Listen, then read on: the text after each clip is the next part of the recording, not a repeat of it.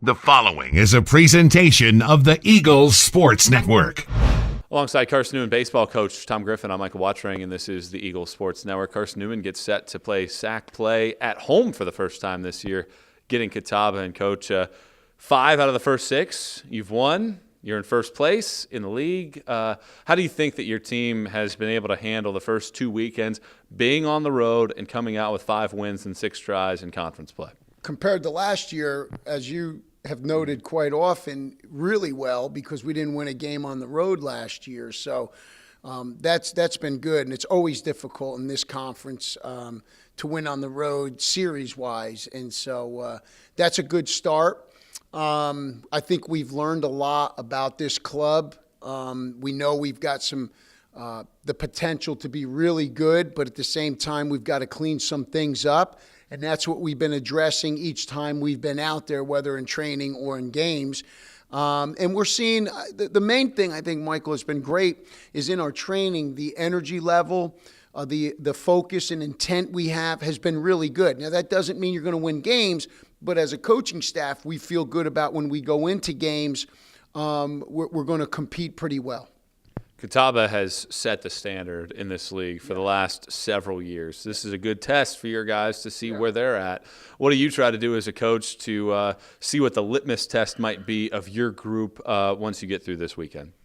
Well, Catawba is, by far, if you look over the years, it's kind of like the New York Yankees dynasties that they had. And Jim Gant's a big Yankee fan, so everything they do is kind of like the New York Yankees. And Jim is obviously, I think, one of the best, and I've said this before, one of the best coaches, not in Division II. I think he's one of the best coaches in baseball. And all you have to do is look at the organization and the culture he has over there in Salisbury, and it's second to none. They do things exactly the right way. And I respect the heck out of them, and they're returning quite a few players from a successful club last year. People are like, well, they were struggling earlier.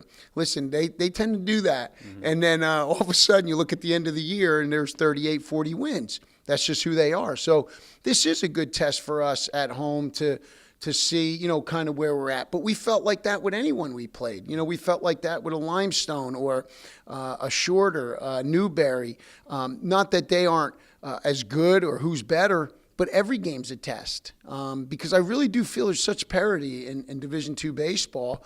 Anything can happen. We've seen that within our league already. Some of the series, you probably wouldn't expect them to go certain ways that they have. So there's good parity. Every game is a test, no question about it. And we look forward to that challenge this weekend. Catawba going to have people on base. Yes. They've always been a strong offensive team. Well, one thing that your guys have been able to do, particularly the bullpen, has been able to handle that. I think only 8 of about 48 runners that they've inherited have actually crossed the plate this season. What do you think of your group's ability, once they do allow a base runner, to be able to handle that on the mound? Some of that is experience, as you know, Michael. I think, the guys that we're talking about that have had success are experienced guys. We're not talking about freshmen and sophomores. We're talking about juniors and seniors who have had to deal with a lot of things, both success and adversity. So I think experience is really good. You have to have good stuff, but I think that the experience helps quite a bit. You need a good catcher back there who can manage the game, and I think Ethan Goforth has done a tremendous job in managing the game, knowing his staff, knowing his pitchers, what their stuff is that day, and being able to call a good game since he's calling the game for us. But at the same time, we still got some guys in that pen that we feel are going to be good for us, that we've got to find ways to get into situations in games. And that's what the midweek games are for. And we think that we're going to have to use them at some point here. The big thing I got to be careful about, Michael, is me. Like, I got to do a better job of managing the game.